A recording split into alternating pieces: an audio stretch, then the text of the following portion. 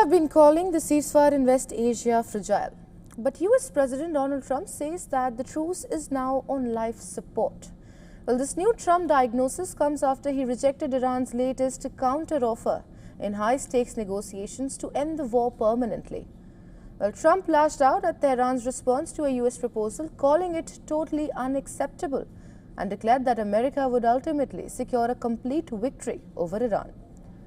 Speaking to reporters on Monday, Trump used dramatic language to describe the state of the truce. It's unbelievably weak, I would say. I would call it the weakest right now. After reading that piece of garbage they sent us, I didn't even finish reading it.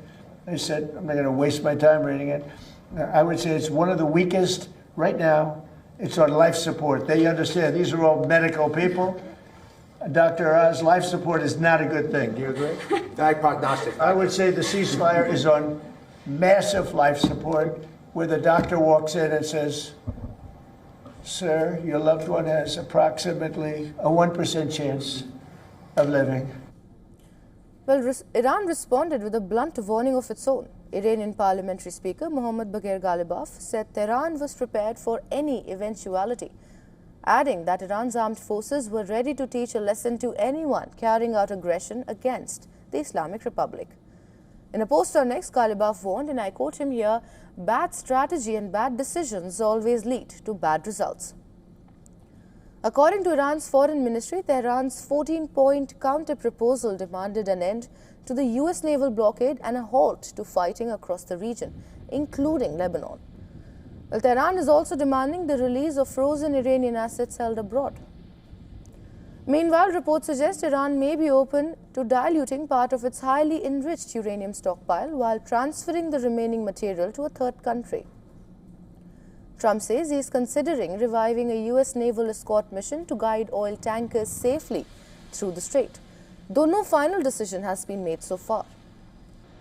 Saudi Arabia has reportedly opposed the idea in the past, warning that such an operation could further escalate the conflict. As part of the standoff, the US Navy has previously fired on vessels to disable them and diverted ships during enforcement operations. But now Iran has issued its starkest warning against such measures. Ibrahim Rizai, the spokesman for the Iranian Parliament's National Security Commission, declared that Tehran's restraint is over, warning that any attack on Iranian vessels would trigger a strong and decisive response. The escalating rhetoric comes as the Gulf faces mounting economic and humanitarian pressure from overlapping US and Iranian blockades in the Strait of Hormuz.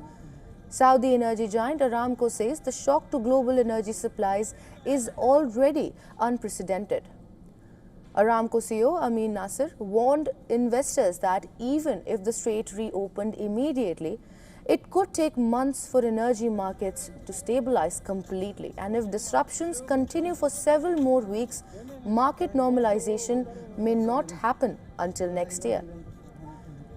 Well, the crisis is also threatening global food security. The United Nations says fertilizer shortages linked to the Gulf disruption could push an additional 45 million people into hunger and starvation unless supply chains are restored within weeks. For more on this, our correspondent Susan Tehrani has sent us this report from New York. Listen in to what she has to say. President Trump is escalating pressure on Iran after calling Tehran's latest response to the U.S. proposal, quote, totally unacceptable, saying the ceasefire is now on life support. At the same time, the U.S. announced new sanctions targeting networks accused of helping the Islamic Republic sell oil to China, a significant move just before President Trump's expected trip to Beijing. China remains Iran's biggest oil customer, and the White House is hoping Chinese President Xi Jinping can pressure Tehran to avoid further disruptions in the Gulf. President Trump also met with top U.S. generals and national security officials as the Pentagon continues operations to protect commercial shipping routes through the Strait of Hormuz. While the risk of escalation is very high at this point, the Trump administration is trying to use economic pressure and diplomacy all at once, with President Trump's China trip now becoming a key test on whether or not Beijing will help contain Iran or continue giving it an economic lifeline. Susan Tehrani reporting from New York for WION World is One.